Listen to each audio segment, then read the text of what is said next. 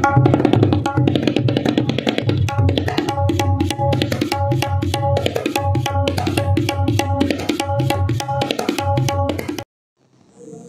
विषय असा होता की जळगाव शहरातील सुप्रसिद्ध सरदार वल्लभभाई पटेल हॉल लेवा भवन या ठिकाणी जळगाव शहराचे माजी महापौर विष्णू भंगाळे यांनी ती जागा विकसित करण्यापोटी गेल्या 20 वर्षापूर्वी घेतलेली आहे आणि त्या ठिकाणी दर महिन्याला विविध लग्न समारंभ वगैरे हे होत असतात आणि त्यासाठी ते भाडेतत्त्वावर देत असतात.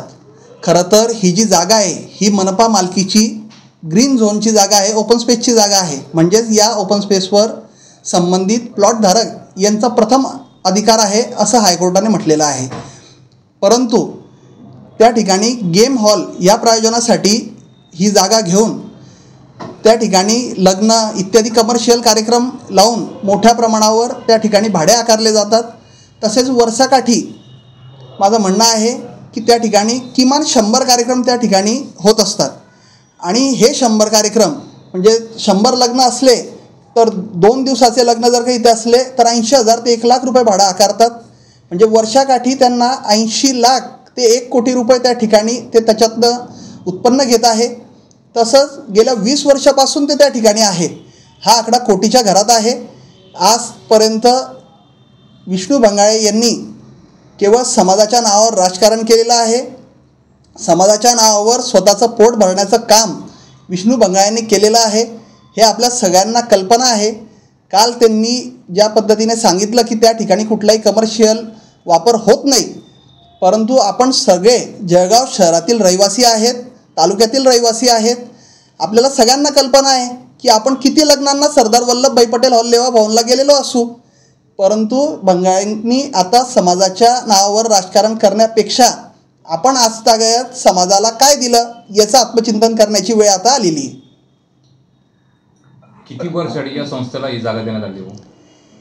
या संस्थेला माझ्या अंदाजे 99 वर्षाच्या कराराने ती जागा देण्यात आलेली आहे आणि आजतागायत यांना कुठलाही भरणा मनपाला या बदल्यात यांनी केलेला नाही हे असं समोर आलेलं आहे. आपण याबाबत काही तक्रार करणार आहे? आपण याबाबत तक्रार कालच माननीय आयुक्त महोदयांना केलेली आहे आणि याबाबत सविस्तर तक्रार देखील आपण आता दाखल करणार आहे आणि याची न्यायालयीन लढाई आपण लढणार आहे.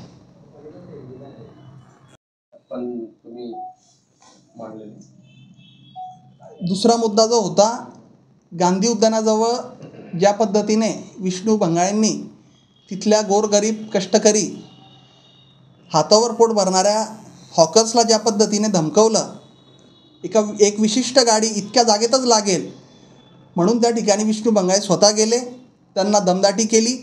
त्यांच्यावर गेल्या 2 दिवसापासून अतिक्रमणाच्या कारवाया चालू आहे.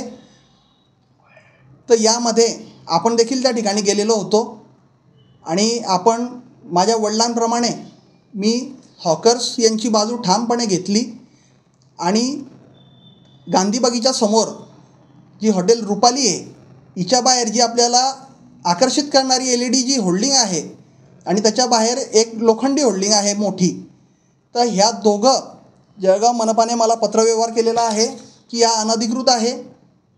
मी मनपा आयुक्तांना विनंती करणार आहे की सामान्य एखादा कोणाचा बॅनर लावलेला असेल तर आपण त्यांच्यावर गुन्हे दाखल करतात, त्यांना कोर्टाची पायरी चढवायला लावतात. माजी महापौर विष्णू भंगाळेंनी त्यांच्या पदाचा दुरुपयोग करून त्या ठिकाणी गेल्या 7 वर्षापासून ही होल्डिंग आहे. त्या ठिकाणी मनपाने कधीही नोटीस बजावली नाही. आता मी तक्रार केल्यानंतरच्या 16/10/2025 रोजी मनपाने ही नोटीस बजावलेली त्यांना. परंतु माझी मागणी राहणार आहे की त्यांच्याकडनं गेल्या 7 वर्षाचे त्यांचे GPS फोटो, गुगल फोटो हे काढावे. त्याच्या आधारावर 10 साक्षीदार यांचे जबाब महानगरपालिकेने नोंदवावे आणि त्यांच्याकडनं कर आकारणी व्हावी, त्यांच्याकडनं ते व्याज वसूल केलं जावं आणि एवढंच नाही तर सगळ्यात पहिले महानगरपालिकेने त्यांच्यावर गुन्हा दाखल करण्याची प्रक्रिया करावी ही माझी विनंती राहणार आहे. तिथे फक्त LEDच आहे का काही अजून काही बॅनर्स वगैरे पण आहेत का? तिथे एकूण 3 होल्डिंग आहेत. एक लोखंडी होल्डिंग 2 मजली आहे, त्याच्या बाजूला एक LED होल्डिंग आहे आणि त्याच्यावरती अजून 3ऱ्या मजल्यावरून एक होल्डिंग आहे.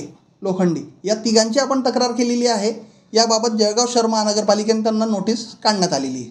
आता येणाऱ्या ज्या महानगरपालिकेच्या ज्या निवडणुका आहेत तर आपले काही राजकीय याच्यामध्ये स्वारस्य आहे का, त्यामुळे आपण या तक्रारी केल्यात का? मी काल विष्णू भंगाळेंनी मला आव्हान केलेलं आहे की समोरासमोर येऊन लढावं.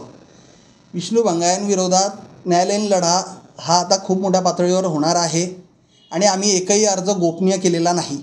मी रीतसर माझ्या नावाने माझ्या सहीनिशी मी अर्ज केलेला आहे. आम्ही समोरच येऊन लढतो.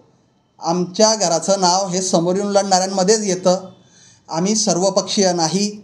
आम्ही भूखंड लाटून त्या ठिकाणी श्रीखंड खाणाऱ्यांमधले नाही आणि यामुळे येत्या काळात आम्ही त्यांच्या विरोधात लढणार आहे.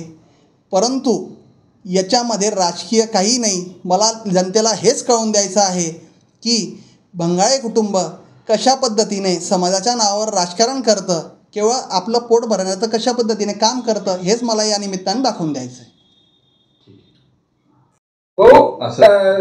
जे सरदार वल्लभभाई पटेल च्या प्रिमायसेसमध्ये शिंदे गटाचं एक काहीतरी कार्यालय तिथे असल्याचं, जे व्हॅनच्या स्वरूपात आहे, मोबाईल कार्यालय असल्याचं काहीतरी आरोपा, नेमकं काय सांगा?